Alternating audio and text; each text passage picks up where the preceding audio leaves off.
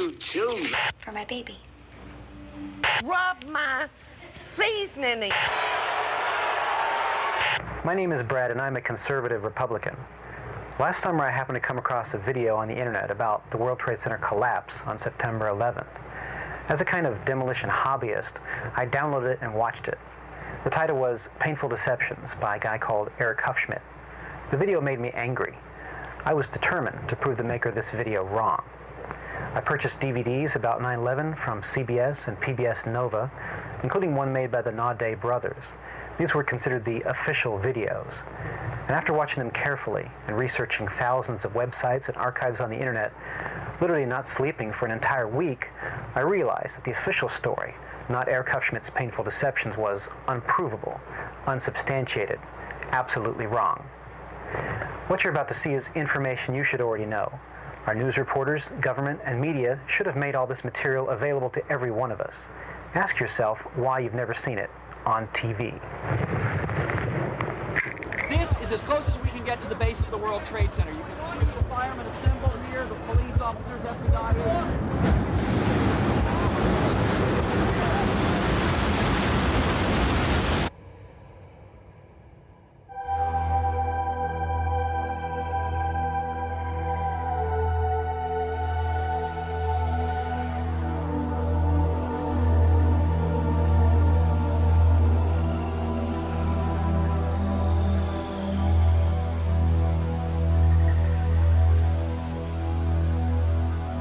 On September 11th, we learned that 4 passenger planes were hijacked and taken radically off course.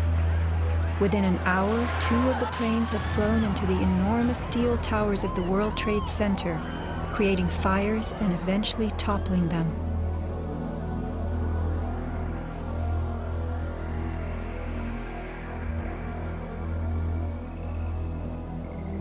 Dazed by the news, the American public soon believed the fires in the towers had burned so hot they caused the steel frames of the buildings to give way.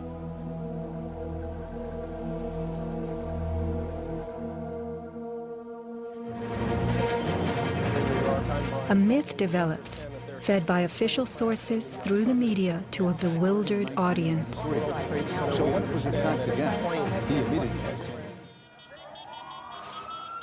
Elements of the myth. The impact of the airplanes, gallons of burning jet fuel, steel melting, the buildings failing and suddenly imploding.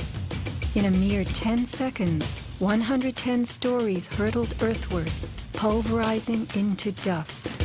We ran through the building and went into the... Right from the start, on the street itself, the official story was born. Come out of nowhere and just scream right into the side of the Twin Tower, exploding through the other side. And then I witnessed both towers collapse, one first and then the second, mostly due to structural failure because the fire was just too intense.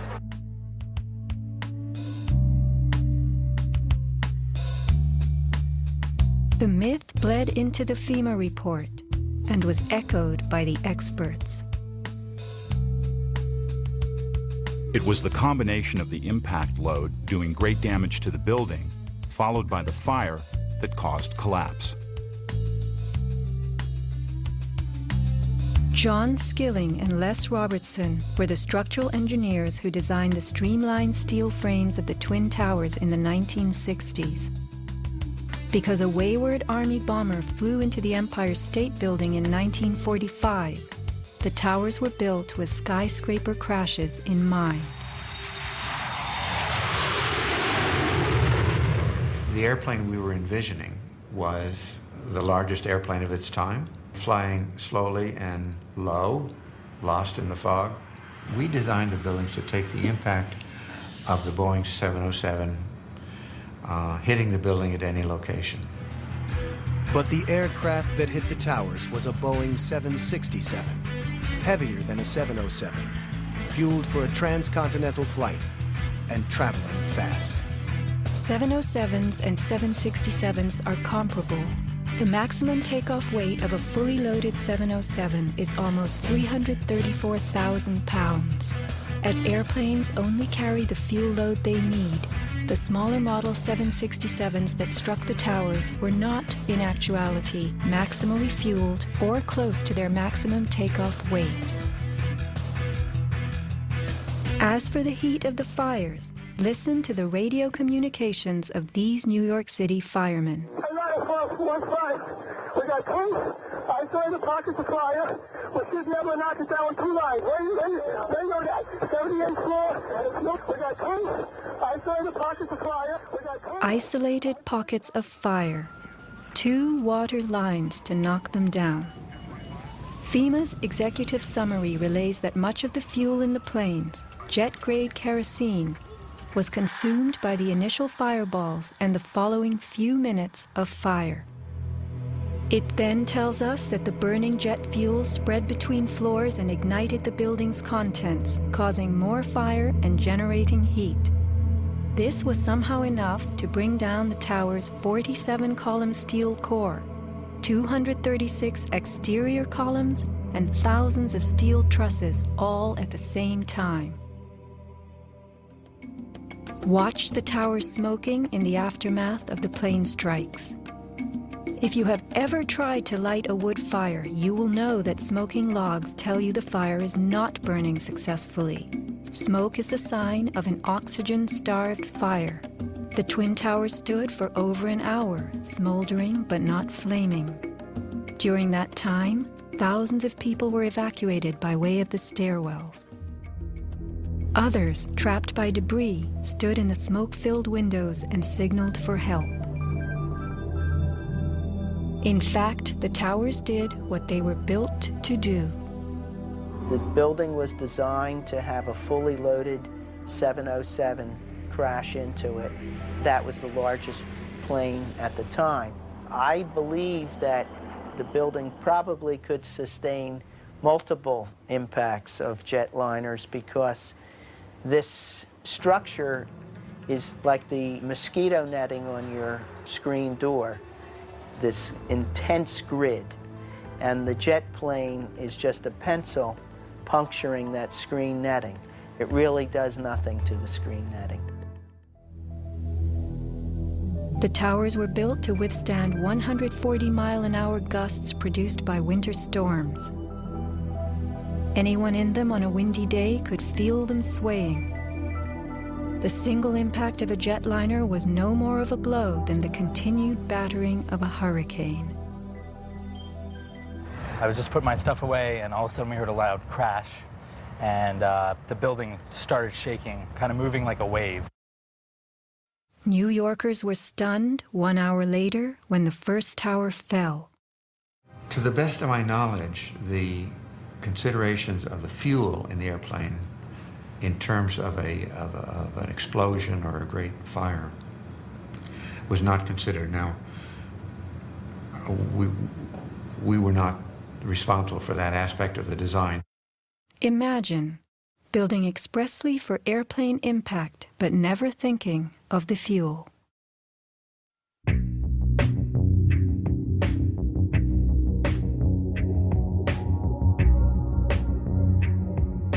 Never before in the history of the world has a steel building collapsed due to fire. I have not seen, until recently, a protected steel structure that has collapsed in a fire. True infernos have raged hot and long in steel-framed buildings, but not one of the buildings ever came down. In 1975, the World Trade Center's North Tower suffered a nighttime fire that flamed for 3 hours, spreading vertically from floor to floor. It burned twice as long as the fires of 9/11 without even a hint of a building collapse. In February 2005, the Windsor Tower in Madrid, a skyscraper undergoing reconstruction, sustained a 20-hour fire. This is what was left, a standing building strong enough to support a crane. Compare a 20-hour inferno to 90 minutes of smoke.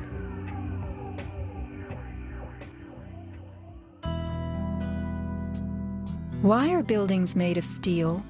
Strong, light, and flexible steel frames offer many advantages over wood and concrete, especially where skyscrapers are concerned. Steel makes big buildings relatively light, with tremendous load-bearing capacity. The upper floors won't crush the floors beneath them, and steel holds up better to weather and fire. Most skyscrapers are built on steel or concrete frames, which is a grid of columns and beams that goes all the way through the building. The World Trade Center was different. It was what engineers call a tube structure. It was a very, very strong mesh of steel that surrounded the exterior. Inside, there was the core, a rectangle of 47 columns made of 4-inch thick steel at the base, thinning with increasing height.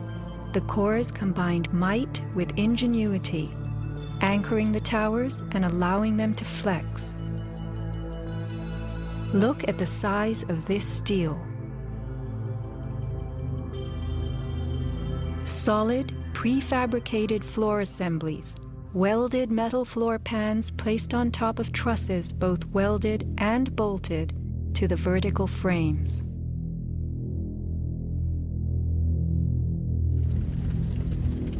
The story we were told.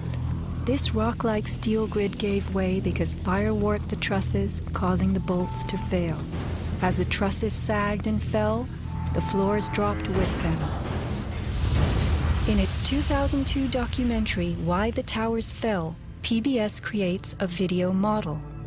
Once the trusses fail, the floors they were holding cascade down with a force too great to be withstood. The result is what's called a progressive collapse, as each floor pancakes down onto the one below. What remains standing? The tall, indestructible core. Why does PBS fail to explain the complete disappearance of the Twin Towers' cores?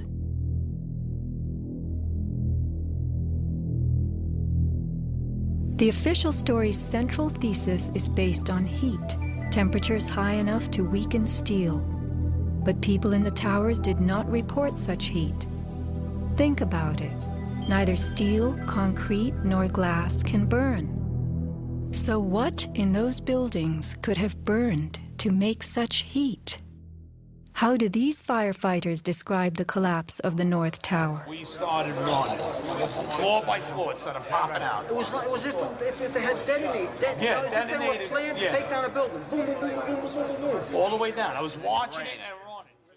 And others give similar descriptions. At 10:30, I tried to leave the building, but as soon as I got outside, I heard a second explosion and another rumble and more smoke and more dust. And then a fire marshal came in and said we had to leave because if there was a third explosion, this building might not last. Like, it sounded like gunfire, you know, bang, bang, bang, bang, bang, and then all of a sudden, 3 big explosions. Started walking down the stairs, we made it to the 8th floor. Big explosion. Blew us back into the 8th floor. Do you know if it was an explosion or if it was a building collapse? To me, it sounded like an explosion, but it was a huge explosion. Chief Albert Turry told me that he was here after the events that took place this morning. He tried to get his men out as quickly as he could, but he said that there was another explosion which took place, and then an hour after there was another explosion in one of the towers here. So according to his theory, he thinks that there were actually devices that were planted in the building. Reports of bombs in the buildings, explosions. A CBS reporter to Dan Rather. But I was coming toward the World Trade Center looking for CBS crews and asked a firefighter if he saw any. All of a sudden, there was a roll, an explosion, and we could see coming at us a ball of flame stories high. Listen to the sound of a large explosion right before the South Tower begins to fall. This is as close as we can get to the base of the World Trade Center. You can see the firemen assemble here, the police officers, everybody.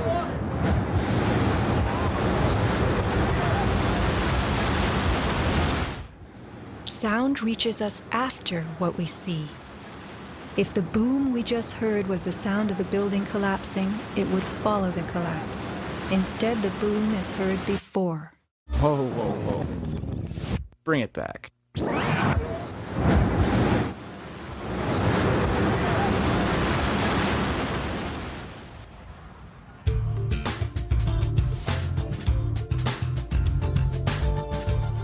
Let's consider the characteristics of steel.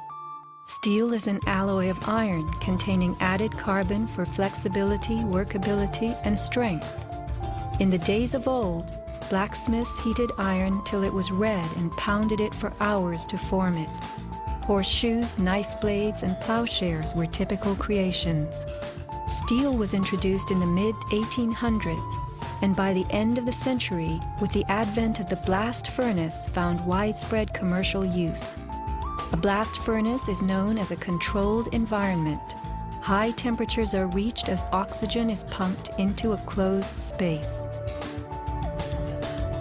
How and when does steel melt?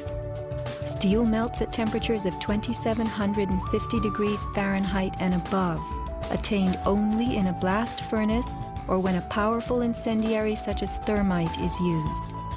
Steel or any substance that is burned will never become hotter than the temperature of the fire or heat applied to it. An open-air hydrocarbon fire reaches a maximal temperature of some 1,200 degrees Fahrenheit in a dirty or uncontrolled burn, characterized by red-orange flames. Red-orange flames are what we saw on September 11th. Even the fireball caused by the plane strike was red-orange.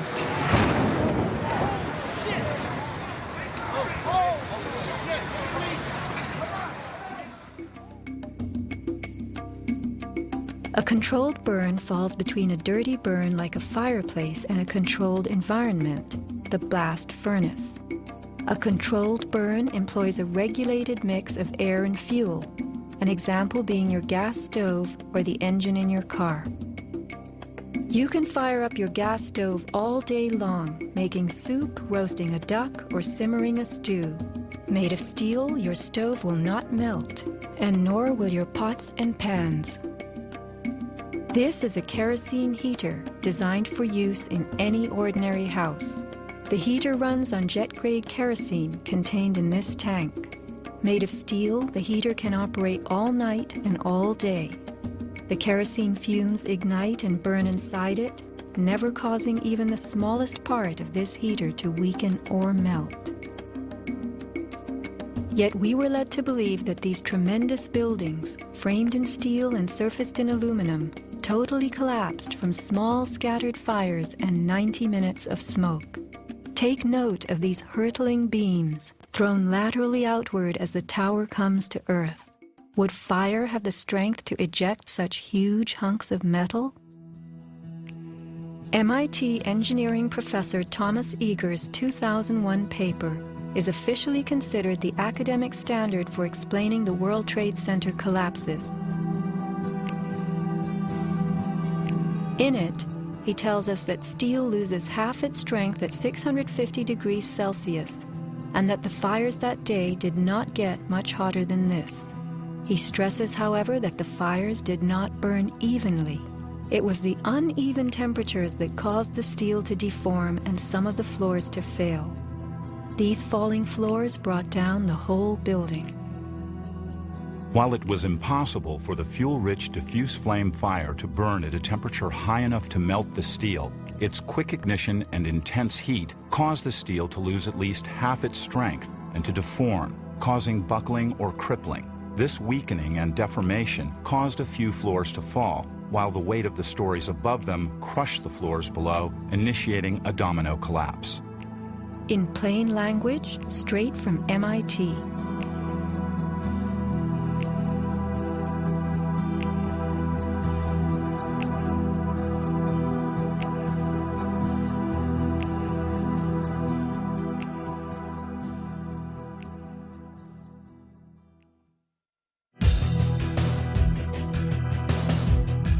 What do falling buildings look like? What do demolitions look like?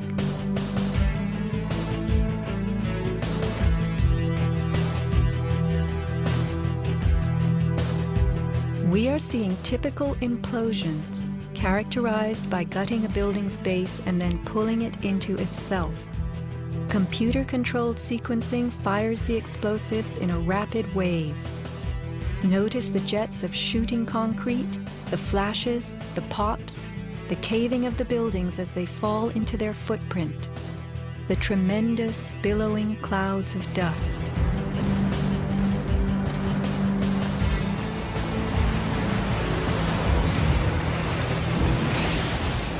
Now let's look at the collapse of the Twin Towers.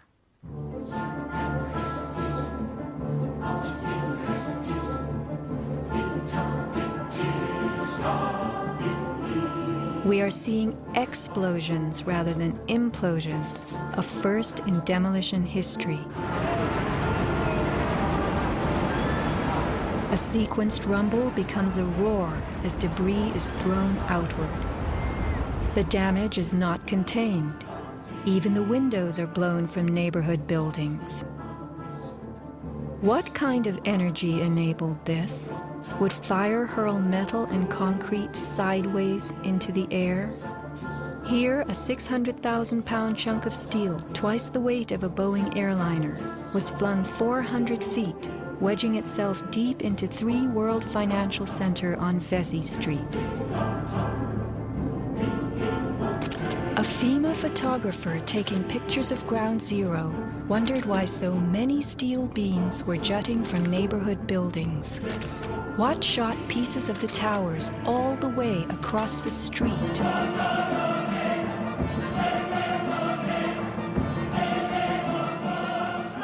In April 2006, New Yorkers were distressed to learn that bone fragments, human remains from 9/11, had been found on the roof of the nearby Deutsche Bank building. And how, in God's name, did those fragments get there? It surprised me that there was still bone fragments or human remains that had not been discovered. How is it possible that after 5 years they're finally looking on the rooftops of the Deutsche building? I mean, that's crazy. And bone fragments less than a centimeter long. How could they be so small? So much to be explained. Why did the South Tower fall first when it was the second tower to be hit? Watch the top of Tower 2 leaning outward, about to topple. Then suddenly, it disintegrates in midair. What causes this giant slab of steel and concrete to turn into dust before our eyes?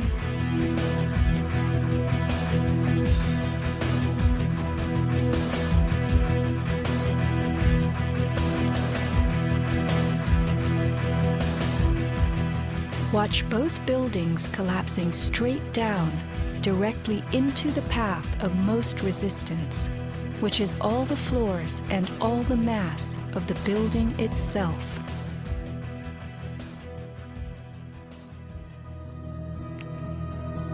The World Trade Center towers came down in approximately 10 seconds. Seismic data from Columbia University puts the North Tower collapse at about 8 seconds and the South Tower at approximately 10. Lynn Simpson, a survivor from the 89th floor of the North Tower, describes the site. And I saw the Trade Center literally collapse in upon itself floor by floor by floor, and it took seconds for it to happen. It was a massive building, and it just pancaked. 10 seconds.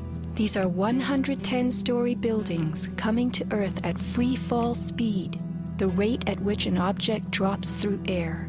The lower floors would need to give way completely as the floors above them fell. Can a person walk through a closed door as quickly and smoothly as one that is open?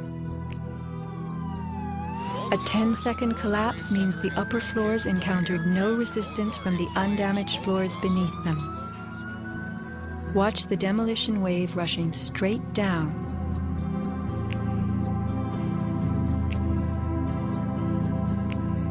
Here the South Tower is half its original height, but wreckage from the upper collapse has not yet fallen this far. We are watching a demolition moving faster than gravity itself, a building bursting into powder from top to bottom.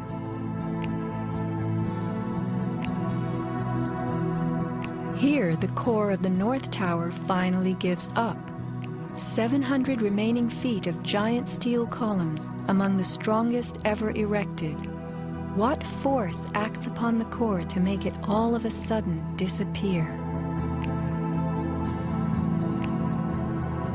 Eric Hufschmidt, author of the book Painful Questions, is a metal-cutting software engineer. The floors of the World Trade Center towers were on three-dimensional mesh of steel beams.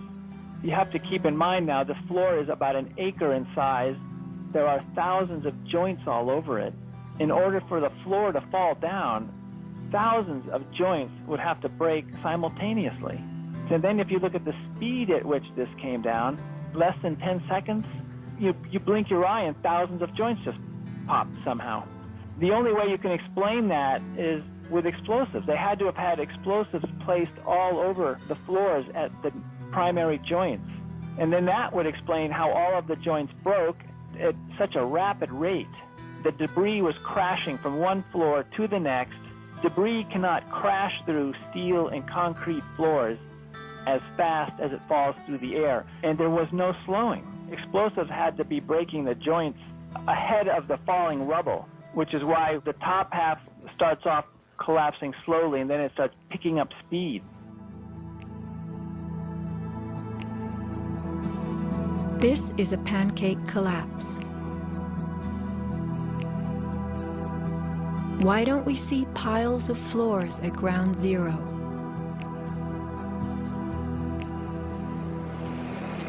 And paper blown everywhere. Wouldn't a pancake collapse have trapped the contents inside? What blew this paper all over New York?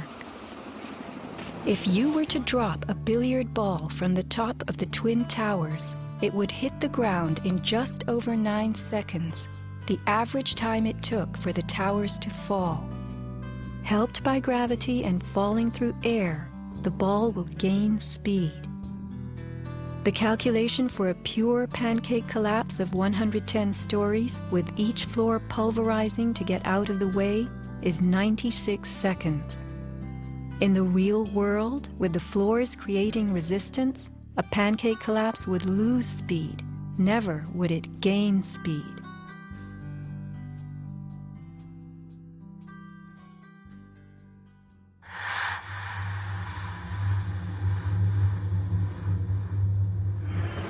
The airplane struck the towers high above the ground. But down in the lobby of the North Tower, marble facing flew off the walls, the windows shattered, all the glass blown out. Right away, a guy from the Port Authority told him the damage was somewhere above the 78th floor. But all you had to do was look around. It was obvious. Something had happened right there in the lobby. You just saw that all the windows were blown out. The lobby looked like the plane hit the lobby. Like the plane hit the lobby. What caused so much wreckage in the lobby? William Rodriguez, a maintenance employee at the World Trade Center and the last human being to exit the towers alive, describes a giant blast below his building. And all of a sudden, we heard an explosion. It was a huge explosion that came from under my feet, meaning that it came from the sub-levels between B2 and B3. And then there was a huge explosion at the top of the building. You could hear the difference from the bottom and all the way through the top. The one from the top, which was actually seconds after, was heard very far away.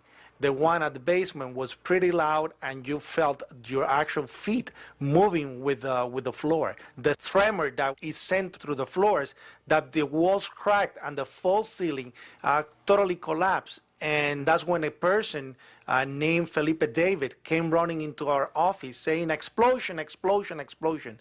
And when I saw him, he has all his skin pulled from under his armpits and missing pieces on his face. An explosion deep down in the tower before the plane crash 95 floors above. Others lived to report enormous explosions below the towers. Construction worker Philip Morelli was in North Tower's sub-basement 4 at the time of the first plane strike. I go downstairs, the foreman tells me to go to remove the containers. As I'm walking by the main freight car of the building, in the corridor, that's when I got blown. I mean, the impact of the explosion, of whatever happened, it threw me to the floor, and that's when everything started happening. Blown to the floor. Let's hear what happened next. I was racing, I was going towards the bathroom. All of a sudden, I opened the door, I didn't know it was a bathroom, and all of a sudden a big impact happened again. And all the ceiling tile was falling down, the light fixtures were falling, swinging out of the ceiling.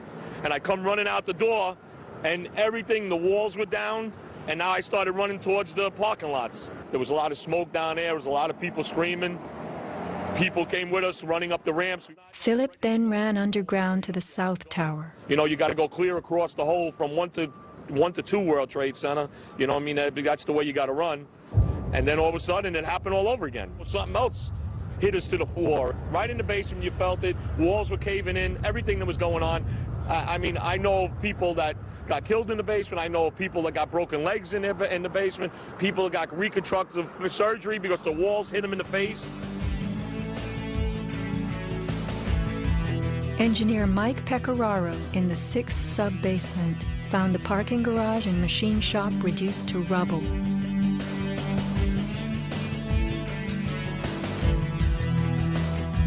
Rescue firemen and civilians spoke of hearing explosions throughout the towers. Firefighter Lou Caccioli told People magazine that as he and others evacuated workers, bombs were going off inside the building. Explosions stalled elevators and filled entire floors with smoke and debris. An eyewitness who said there was an explosion on floor 7-8. 7-8.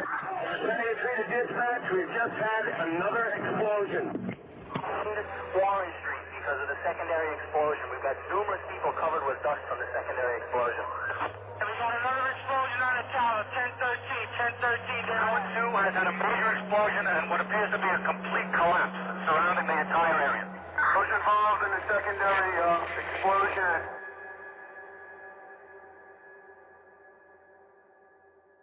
William Rodriguez, helping the firefighters, reports blasts within the North Tower well before it fell. As I went up, I remember listening to small explosions on the upper floors, and these small explosions were not coming from the area of the impact. It was coming from lower floors. And when the second plane hit the South Tower, we heard boom. When we heard boom, inside our building, the North Tower, we heard pa pa pa pa pa pa pa pa.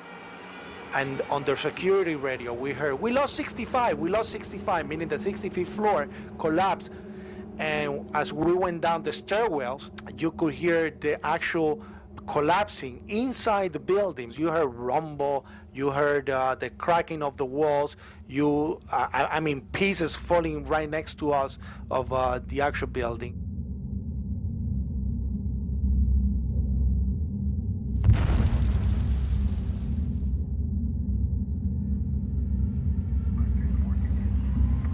what happened at the base of the towers just before they came down?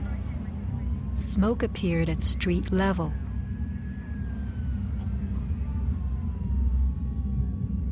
This video was shot from New Jersey. An explosion is heard as white smoke rises at the base of the building. Now people are gathering in large groups. In fact, at one corner, smoke was coming from the city. Smoke stepping out of bodegas.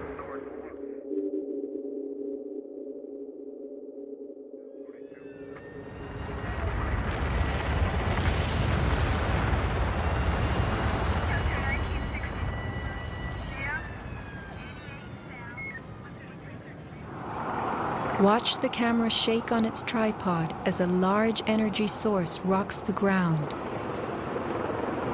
9 seconds later, the North Tower falls. I heard like an explosion and then a cracking type of noise. And then it sounded like a freight train, rumbling and picking up speed. I looked up and I saw it coming down. As I came out of the North Tower, everything started trembling under my feet like an earthquake. The only thing I saw was a fire truck. I ran towards the fire truck and slid right under, when the building started to collapse right on top of the fire truck.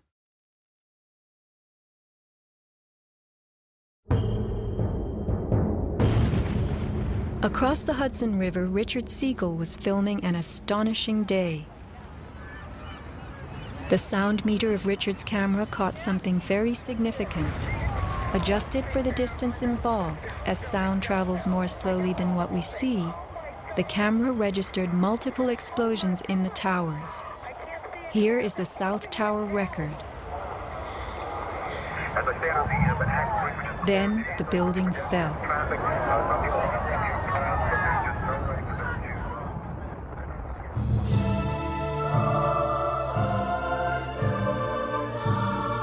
Let's look carefully at the collapse itself.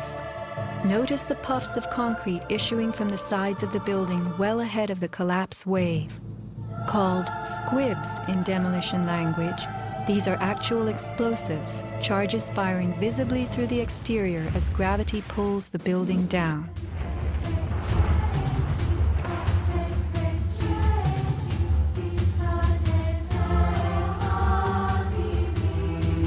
Here are more.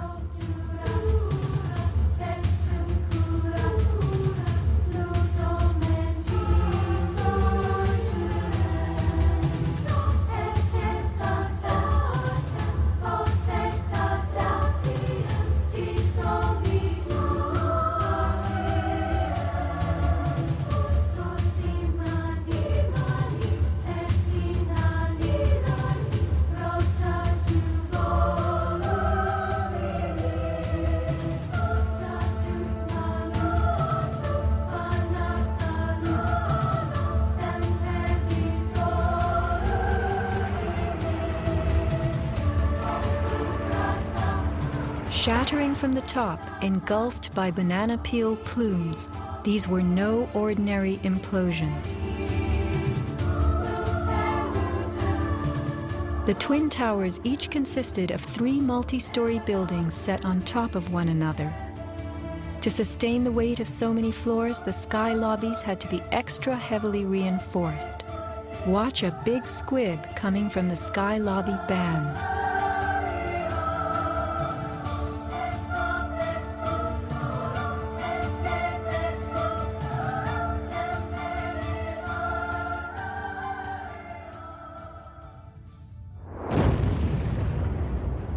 A powerful blast produces what is called a shock wave. Explosions generate extremely high compressional waves that exceed the limits of surrounding air and space, creating a violent force. When the debris started coming down, I was right in the shadow of the South Tower. I was less than 100 yards away. Everybody saw the video over and over again of that cloud chasing people down the street. It was like a tornado. It was like being hit by a wave at the beach, but the wave was intense, it was hot, it was noisy.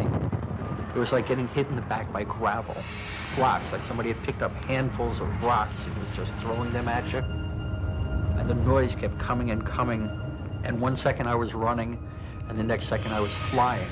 I was just, I had no control over my feet, no choice as to what direction I was going. I was in the air, and it seemed like I was being followed by this tornado of darkness. The South Tower fell first. This is the shockwave blast as it rocks the tower next door.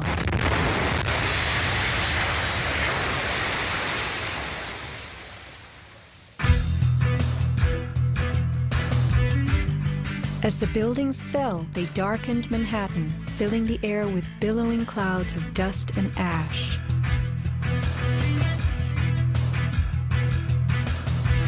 What produces these huge, scudding, cauliflower-like masses of slowly moving dust? True, a 110-story building has just been reduced to 1 million tons of rubble. But is there anything in our experience we can compare it to? A volcano.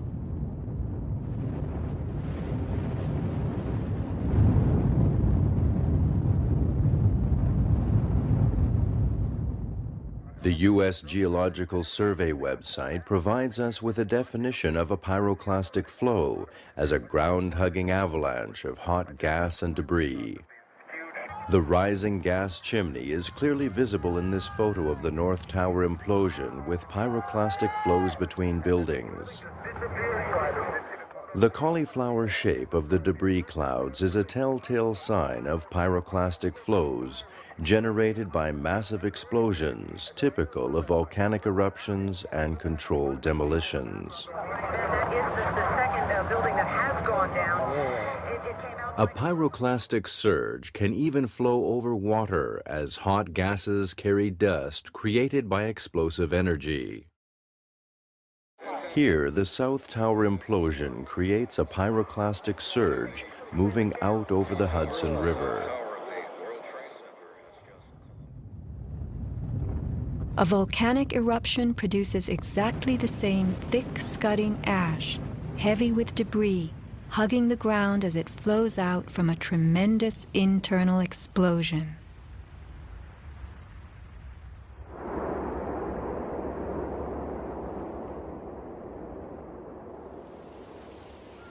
On the southern tip of Manhattan, surrounded by water, huge retaining walls were built below the World Trade Center to hold back the ocean and Hudson River. The bathtub, as it was called, held 7 levels of parking garages, maintenance rooms, and the New Jersey Path train station. After September 11th, the 3-foot-thick slurry walls were found to have shifted up to 18 inches inward. These walls are coming in.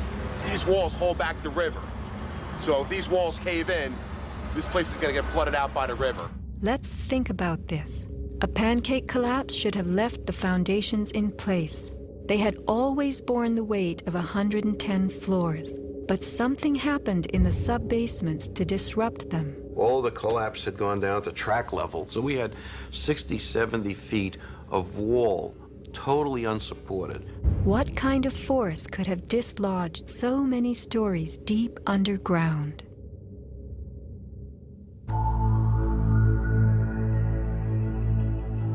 The pile itself seemed to have a life of its own. It spewed fire when we dug into it.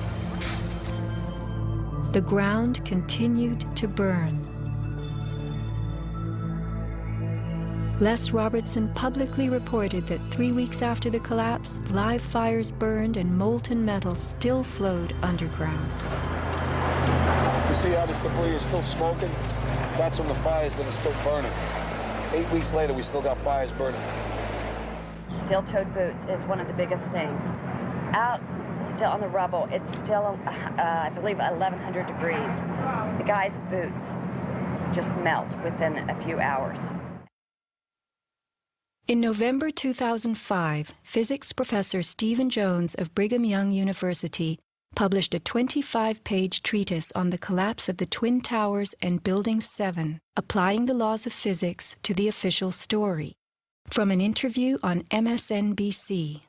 As we read in the FEMA report, it says here, and I put this in my paper, of course, the best hypothesis, which is the only one they looked at, the fire, has only a low probability of occurrence. Further investigation, analyses are needed to resolve this issue, and Professor, I agree with that. I am sorry that we are out of time, and I'm not sure that... Whoa. One other thing I want to mention about... Okay, if you can hit it, hit us with it quickly. All right. Okay, here we go. Molten metal in the basements of all 3 buildings. Right. And yet all scientists now reasonably agree that the fires were not sufficiently hot to melt the steel. So what is this molten metal? It's a direct evidence for the use of high-temperature explosives such as thermite. Thermite produces molten iron as an end product. Okay. We appreciate your coming on, even if I don't understand your theories. We appreciate you trying to explain them. Thanks. Professor Jones barely got in his mention of thermite. An incendiary used by the military, thermite is a compound of iron oxide and aluminum, which when ignited sustains an extreme heat reaction, creating molten iron. In just 2 seconds, thermite can reach temperatures over 4,500 degrees Fahrenheit, quite enough to liquefy steel. This is thermite melting the engine of a car. We know that open-air fires cannot burn hot enough to melt steel, but metal had melted at the base of the towers. The second product of a thermite reaction is aluminum oxide, visible as white smoke. Was thermite used in conjunction with explosives on September 11th? Watch this very bright substance pouring from the 81st floor of the South Tower.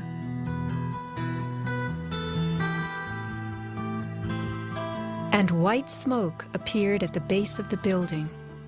Would this be aluminum oxide, the byproduct of a thermite reaction? Appendix C of the FEMA report describes sulfur residues on the World Trade Center steel. The New York Times called this the deepest mystery of all.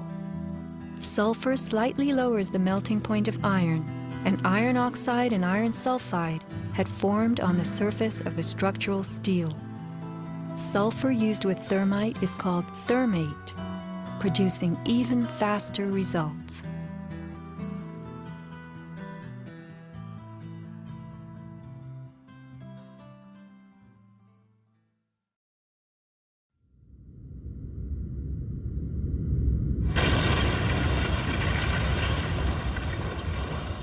Let's look at what happens in the demolition industry. Taking down large structures requires preparation. Powerful explosives and heavy equipment are used in advance to weaken the foundation and bottom sections of a building before additional explosives and gravity bring the rest of it down. The words of a senior blaster. We blow the basement, all the columns in the basement. Then we crack it up at the top to get it started. We go every other floor all the way down. Every explosive has a timer on it. That's why it's controlled. When the columns go, each floor goes down and impacts the one below and keeps going. Here's what demolition experts use in steel-framed buildings: the linear shaped charge. It's a chevron-shaped or V-shaped charge that you can focus at a specific target, and it's lethal. It generates around 3 million pounds per square inch pressure at a speed, depending on the explosive inside the shaped charge, in excess of 27,000 feet per second. Besides the unfathomably powerful shaped charge, blasters have a lot of tricks. There are over 1,000 different types of explosive. Different because they detonate at varying speeds. This is detonating cord, and this burns at about 21,000 feet per second. Comes in all colors, pastels too. With the use of delays, we can control pretty much where the debris lands. We can control vibration. We can control noise levels. Timing and delays are the key to just about everything in our business.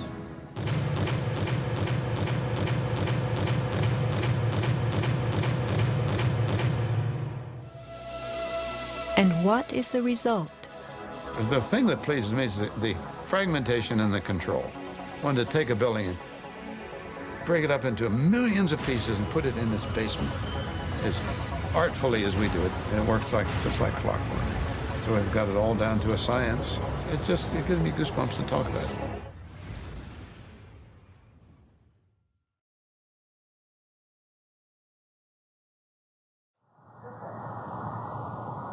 Were the underground explosions intended to blow out the Twin Towers' basements, followed by blasts heard inside the buildings of shaped charges slicing the core? Because of the secondary explosion, we've got numerous people covered with dust from the secondary explosion. Demolition pre-weakening usually takes place well in advance of the final blast, but at the World Trade Center, critical prep work might have had to occur in a very compressed time frame in the panicked aftermath of the plane strikes.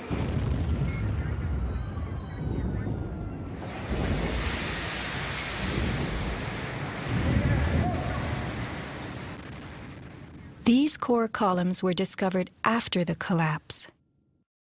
The angled cut occurs in exactly the manner that shaped charges slice through steel beams to control the way they fall. Notice the hardened, once liquid metal. Was thermite used with the shaped charge? The job of the shaped charge is to cut steel H-beams. The way we do this is by cutting the beam at an angle, which through a series of beams cut at the same angle will tend to make the building shift over and walk. Let's look at the rubble of two 110-story buildings brought to the ground. In a 7-story crater lie nearly 2 million tons of debris. Had the basements not been blown out, where would 2 million tons have gone? Heaped on the ground, ready to slide and spill? The art of controlled demolition.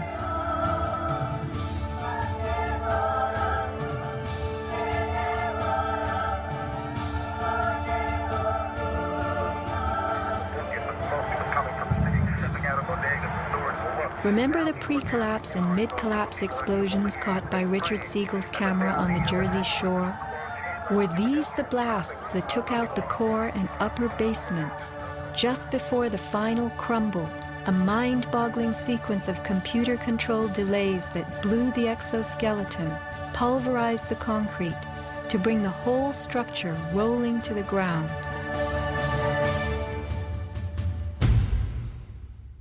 Was this the story of that day? Inside our building, the North Tower, we heard pa pa pa pa pa pa pa pa pa. And on the smoke was coming from the city. Smoke stepping out of bodegas and stores for work.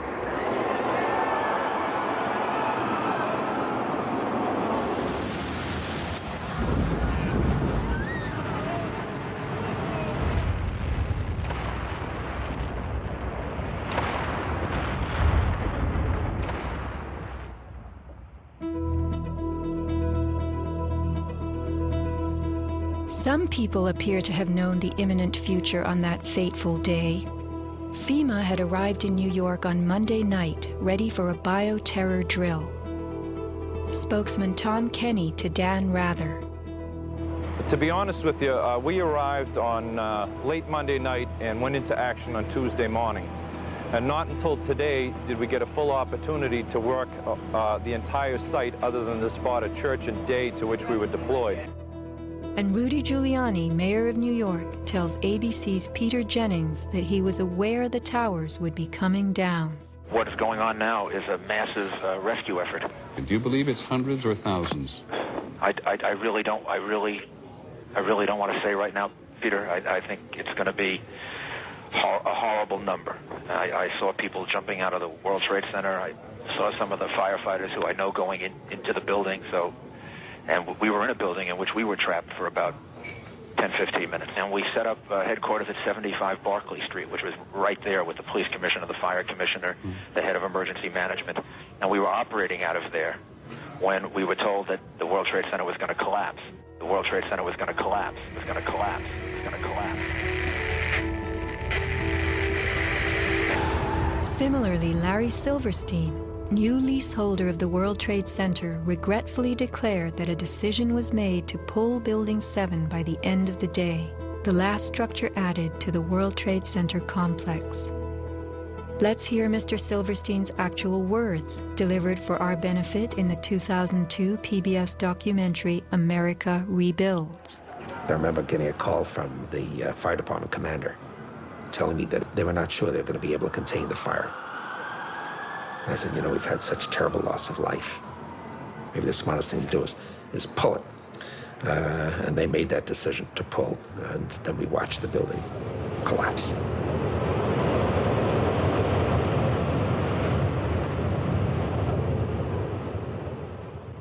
Blast, shoot, blow, and pull are terms used in the demolition industry to refer to bringing down buildings, bridges, and other structures. Because I actually blew the hospital down that I was born in. Originally, we had figured to shoot it, let it drop straight down. Then, watch Demolition Dynamics attempt a big blast. And from Ground Zero's own post-disaster wrecking crew. By mid-December, the Department of Design and Construction had leveled World Trade Center buildings 4 and 5. Hello? Oh, we're getting ready to pull building 6.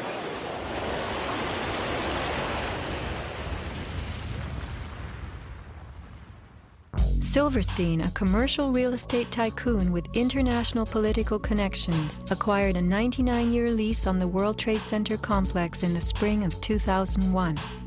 Throughout the summer, he reworked the insurance policies on his new property, making sure that it was covered for acts of terrorism.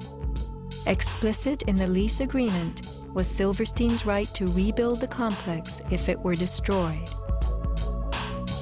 After 9/11, Mr. Silverstein fought his insurers in court to obtain double his policy limits for the destruction of his property, maintaining that the double hijacking constituted 2 disasters caused by terrorists, not just one. He won and was awarded over $7 billion, a magnificent return on his original $15 million investment. My first reaction is to think about the families of those people, the tragedy, the magnitude of it. However, I firmly believe that we should rebuild.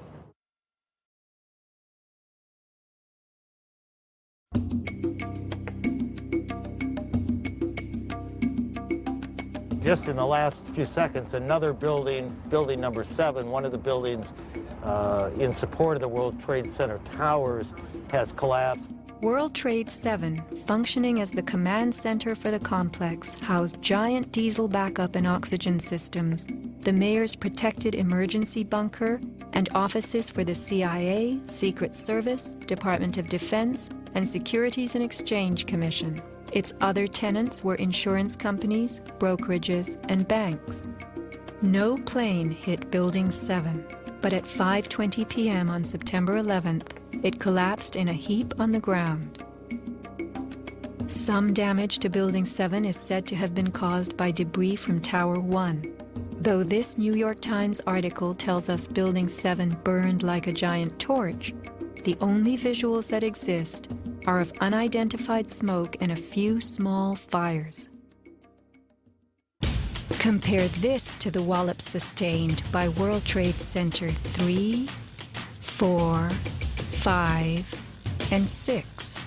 Positioned right below the towers, damage to the surrounding World Trade Center buildings was infinitely worse.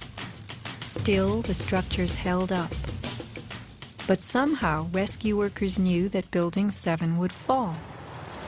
You hear that? Keep your eye on that building. It'll be coming down soon.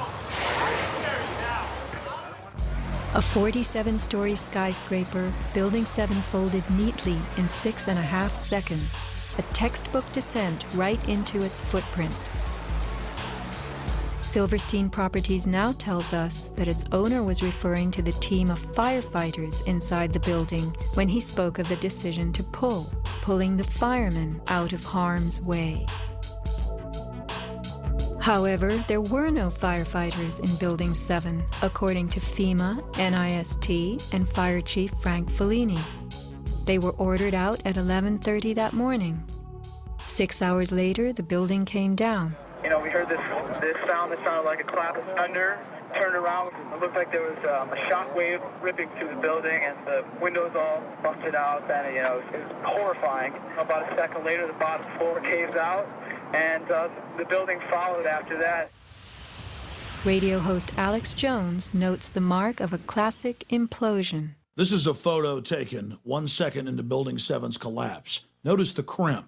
If we look at other controlled demolitions, we see that they first blow one of the central columns so the building falls in on itself. If you don't do this, the building falls outward and can damage surrounding structures.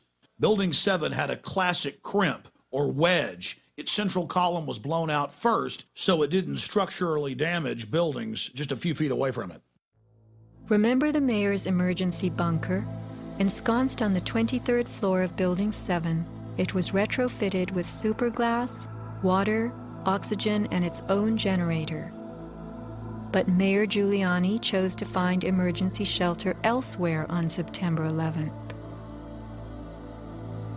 Why Building 7? Even the media and its experts were confused. The History Channel interviews structural engineer Ramon Gilsans, who points out the obvious crimp and even speaks of the implosion. Engineers are not just focusing on the Twin Towers. The most disturbing structural event was not that the Twin Towers fell, but that Tower 7, ignited by flying debris, fell due to fire alone. Building 7 was a steel frame building, and it's the first steel frame building that has collapsed due to fire. The failure of the building was an implosion, so it failed completely different than Towers 1 and 2, in which the floors failed first. Why Building 7? Let's ask the question again. As the WTC Command Center, was it the hub for the 9/11 plan? Also, in 6.5 seconds, lost forever were thousands of SEC case files on corporate fraud, including those relating to the notorious activities of giants WorldCom and Enron. A few indictments for stock fraud, but what of the $70 billion California electricity swindle? It disappeared.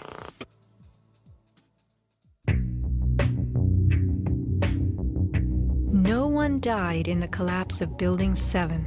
It was vacated well in advance of its implosion, but not the Twin Towers. Why weren't police, firemen, and civilians in these buildings told what to expect? Tragically, employees in the towers were advised to return to their offices. The announcement came on that everything was fine. Tower 1, they were evacuating, but Tower 2 was fine, and we could go back to our offices. We were about to go through the turnstile. The security guard says, "Where you guys are going?" I said, "Well, I'm going home because I saw fireballs coming down." He said, "No, your building is safe. It's secured. It is safer to stay in your building. Go back to your office." Stanley Prayamnath returned to the 81st floor. Then, I just happened to raise my head looking straight towards the Statue of Liberty, and what I saw was a giant airplane coming straight towards me. the South Tower was hit between the 78th and 84th floors. Trapped on the 81st floor by crushing debris, Stanley was rescued by Brian Clark. Slowly and painfully, they made their way down a stairwell to freedom. Outside, Stanley had a feeling of uncanny prescience for what was to come. And we peered through the railing up through the trees at the tower, and Stanley said, "You know, I think that tower could come down." And I don't know why I'm telling this man this building is going. But I knew it was not over. I said, "There's no way. That's a steel structure. That's just draperies and carpets and furniture burning. You know, there's no way." And I didn't finish my sentence when the tower started to slide. And I can still remember hearing, first of all, this boom, boom, boom explosions.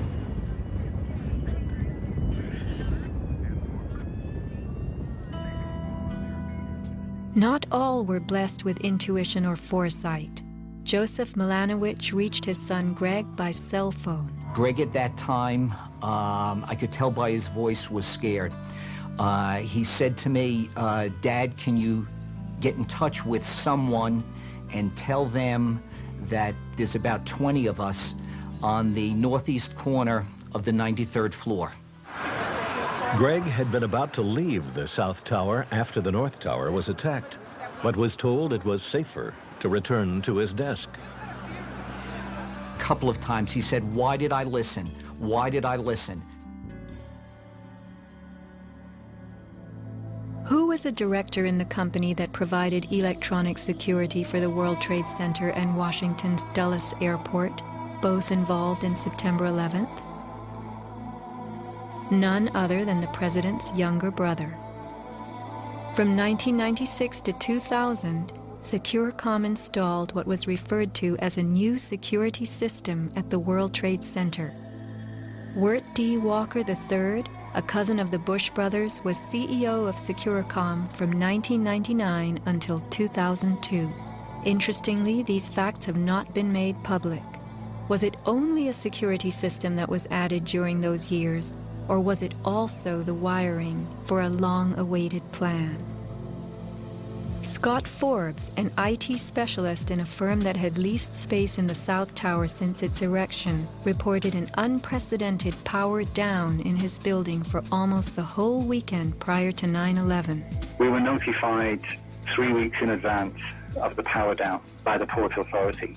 That was relatively short notice to plan to shut down all of our banking systems. It was a big deal. It was unprecedented. We had a data center on the 97th floor, so our originating servers were all there. During that weekend, the power down meant that there was no security. The doors were all open, basically. And also the security video cameras were all off. But they were guys in overalls carrying huge toolboxes and reels of cables walking around the building on that weekend. Employees were notified that internet cables were being upgraded. But who were the strange workmen, and what were they really doing? All the power was shut down.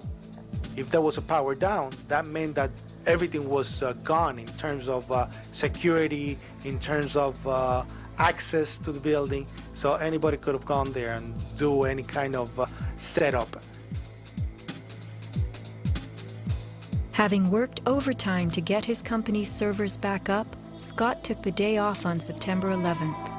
As he watched the towers collapse from New Jersey that morning, he was sure this had been the purpose of the mysterious weekend work.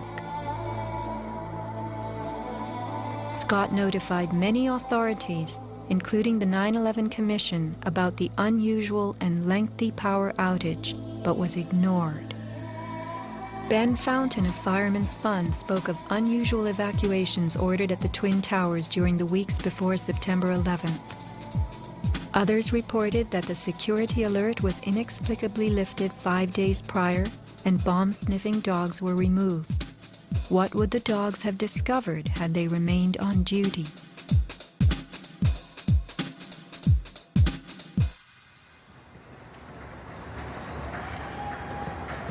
Not long after the disaster, Lower Manhattan saw banners like this one.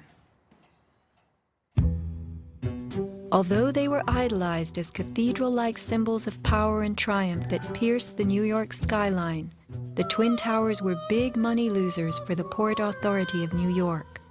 They cost millions a year to equip with the basics: electricity, water, heat, air conditioning, sewage, and even oxygen, being airtight. As modern communications connected traders from all corners of the globe, tenancy in the Twin Towers continued to drop. The towers presented another problem. Decades ago, their steel beams had been sprayed with fireproof asbestos, a cancer-causing material banned from use in building in the mid-1980s. Although the World Trade Center complex was given several waivers, it was expected to clean up its act. But to remove the asbestos from every supporting beam in the Twin Towers would have been almost undoable. Quotes for this cleanup ran over $1 billion, and no insurance company was willing to bear the cost. An urban renewal project of unfathomable proportions. Given the tower's issues and problems, September 11th proved an unexpected bonanza. The Trade Center was built in the 1960s to revive a rundown area of New York, and 40 years later, urban renewal could again take place. 2 white elephants were removed, and a brand new complex is in the works. The full height of the new Freedom Tower will soar to 1,776 feet.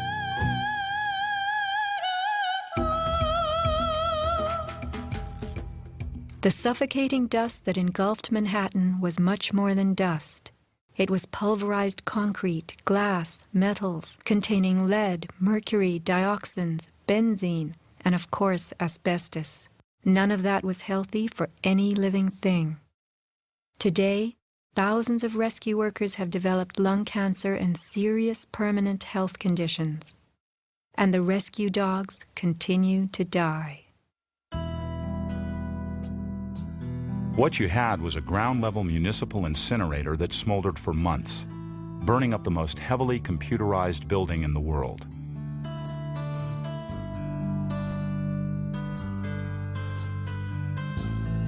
Patients have had black paste coming out of their pores. They have reported bowel movements that are blue or green and have smelled like smoke, despite the fact that they have not been at a fire scene for months. Only 3 days after September 11th, Washington instructed the EPA to declare Manhattan safe and reopen Wall Street, though the air remained toxic. A federal judge is blasting the former head of the Environmental Protection Agency for telling New Yorkers it was safe to return to their homes and offices near Ground Zero soon after the 9/11 attacks. The judge called Christine Todd Whitman's actions, quote, conscience shocking, and refused to grant her immunity. It was documented that the White House ordered EPA to tell these lies, to downplay the seriousness of the environmental hazards.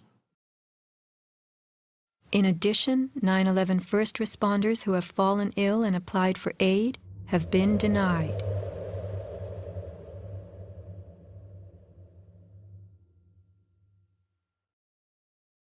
Asbestos plays a part in the myth of why the Twin Towers fell on September 11th. The steel had been sprayed with a lightweight fireproof foam, which, while cheaper, was much less adhesive. The New York Times has reported that the foam fell off easily, and the Port Authority had been fixing and replacing missing sections in the months before September 11th.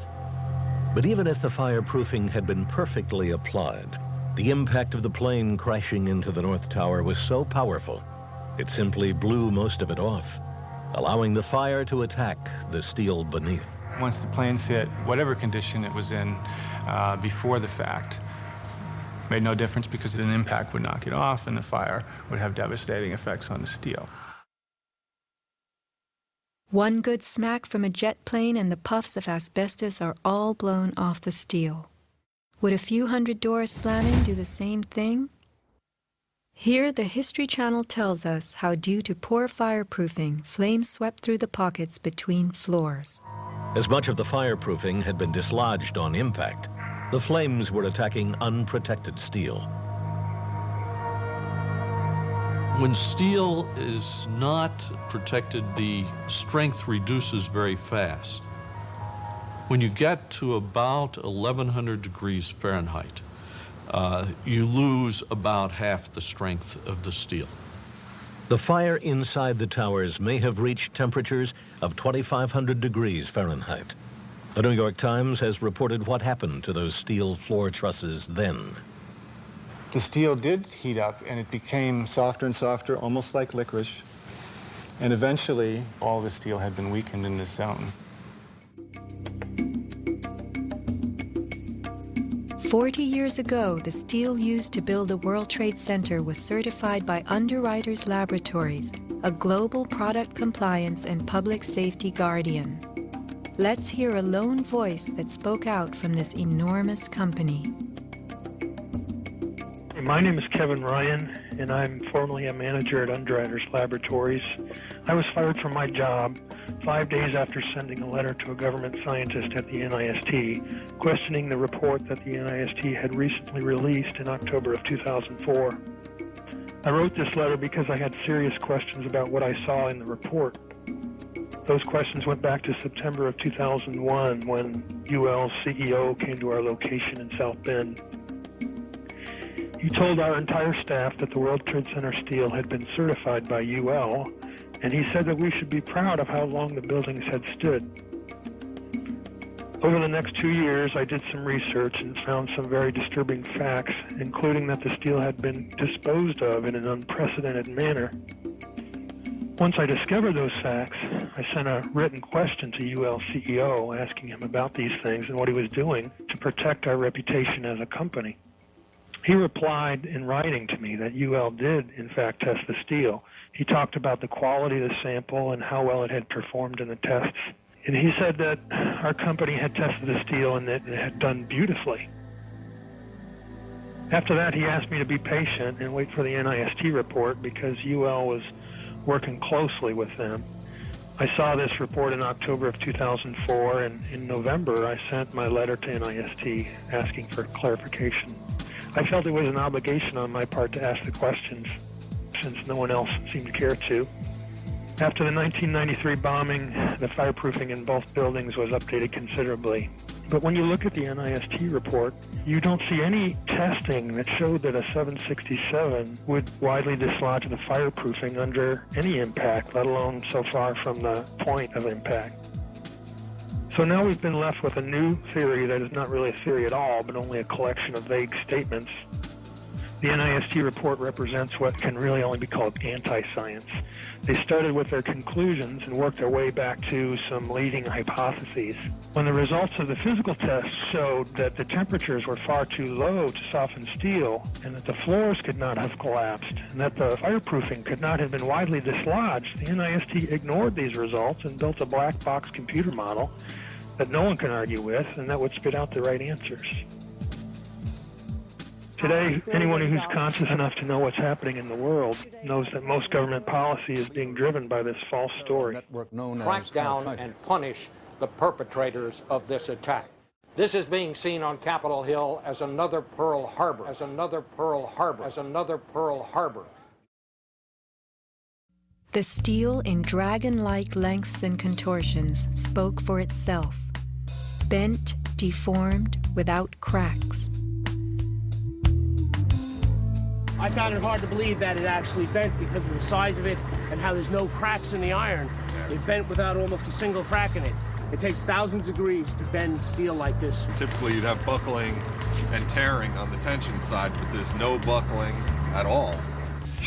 There's no buckling at all. Here is the meteorite, molten iron fused with concrete. And architects, engineers, people who work with steel, welders have just never seen the level of destruction and the level of deformation of this material in our lives. It is true that heat expands steel. In a fire, steel members may swell and bend slightly. But this, how could these huge tangles have been created? The steel below the towers had melted at many thousands of degrees. Since metal conducts heat, were these twisted remains formed by high temperatures wicking their way through a gridwork of steel?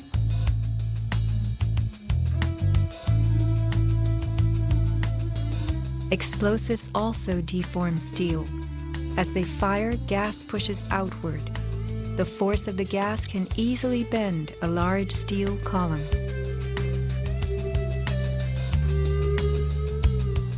Two kinds of debris, huge shattered columns that could break a truck, combined with matter that was near pulverized. You have two 110-story office buildings. You don't find a desk. You don't find a chair. You don't find a telephone, a computer. The biggest piece of a telephone I found was half of the keypad, and it was about this big. In 1886, 4 gold miners lost their lives in an underground explosion. The bodies of these 4 men were brought to the surface in one barrel. The biggest piece recovered was part of a foot. September 11th left over 1,100 bodies unaccounted for. At Ground Zero, this was found inside a length of steel. And before they sealed this up with the sheetrock and all the building materials on the interior face, the workers would sometimes put beer cans and the newspaper that we found, the New York Times paper, we found in a similar spot to this.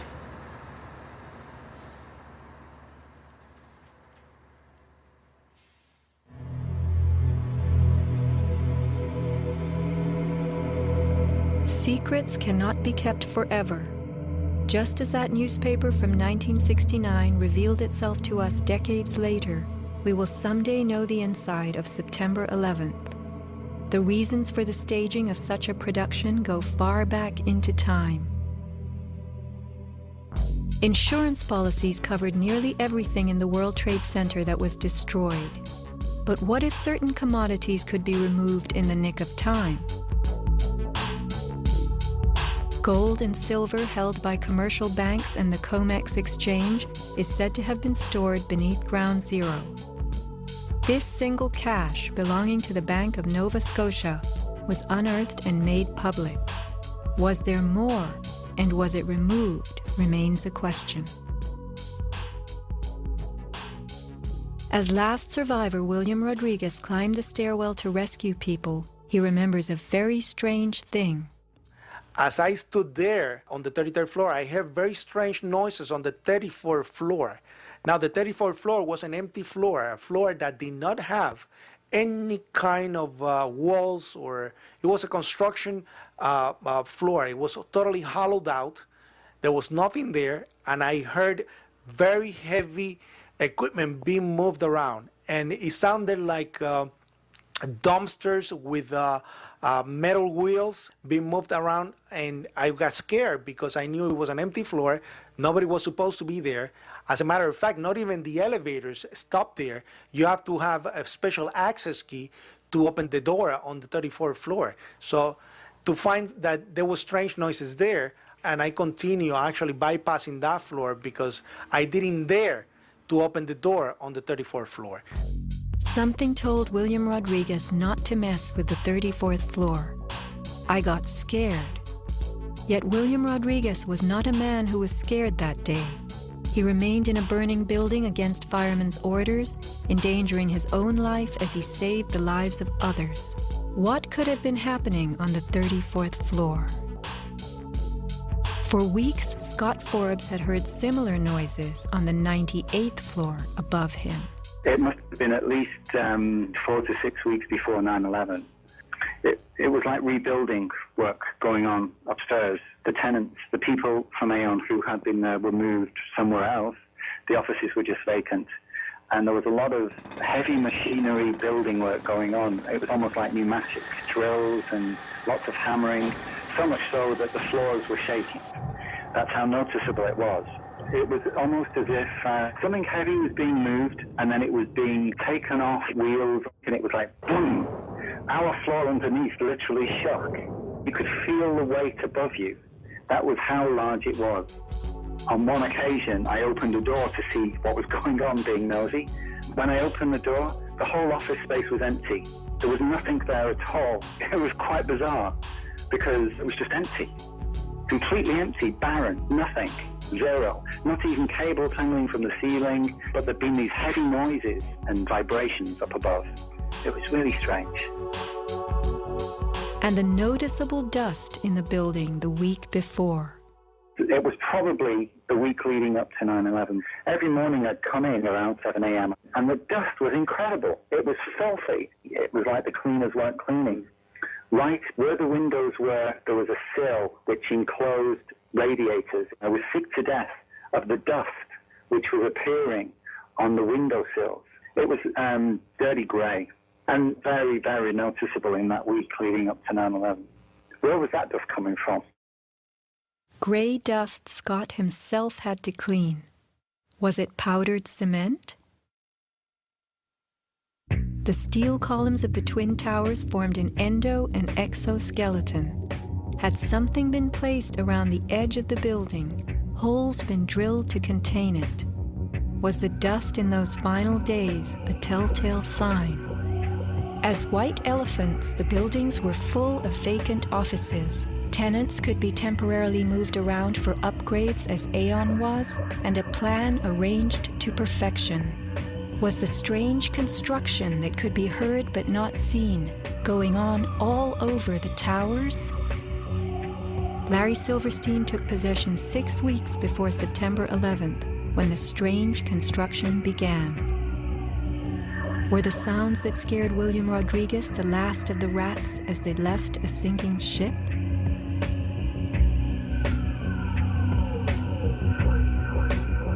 By taking a day off, Scott Forbes saved his life. This woman was not so fortunate. She is 9/11's Iphigenia, calling soundlessly to people who could not help her.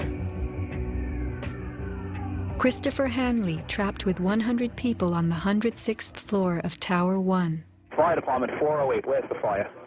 Yeah, hi. I'm on the 106th floor of the World Trade Center. We just had an explosion up here. What building are you in, sir? 1 or 2? 1 World Trade. All right. Yeah, there's smoke, and we had about 100 people up here. Sit tight. Do not leave, okay? There's a fire or an explosion or something in the building. All right? I want you to stay where you are. Yes.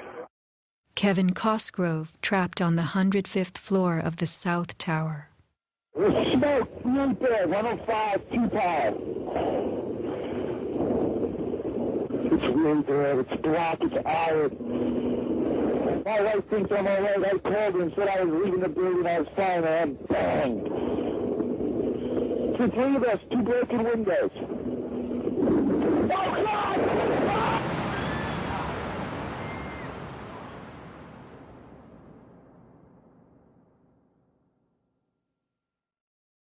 Let's not forget these people whose fate on this day was decided for them. As we know, secrets cannot be kept forever.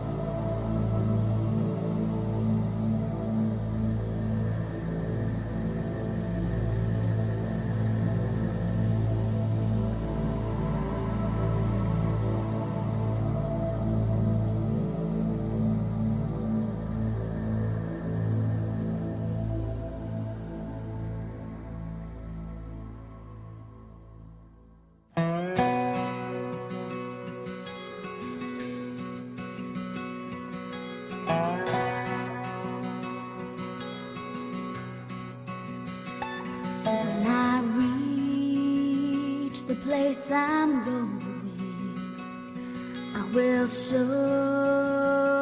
know my way, and I will turn and look inside me and bid farewell to one more day. Every light begins with darkness. Every flower is one to see, and with the sun and wind to taste us, we are bound to be released. I will fly beyond this valley.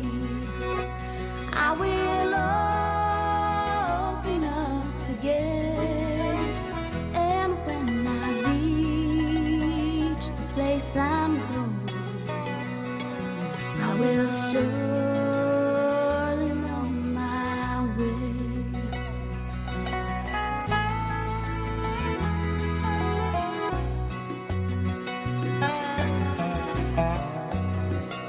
We have hands to hold our sorrow.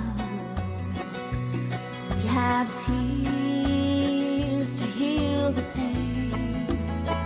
And though your eyes ask many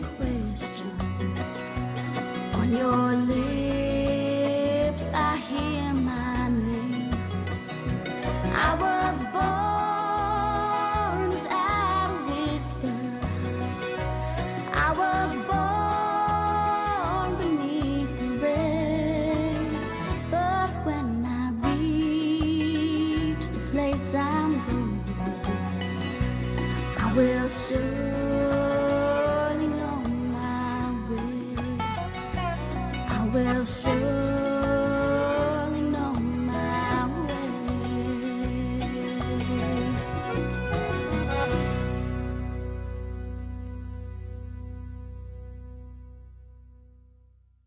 So are you tired of editing? Me? Yes. No.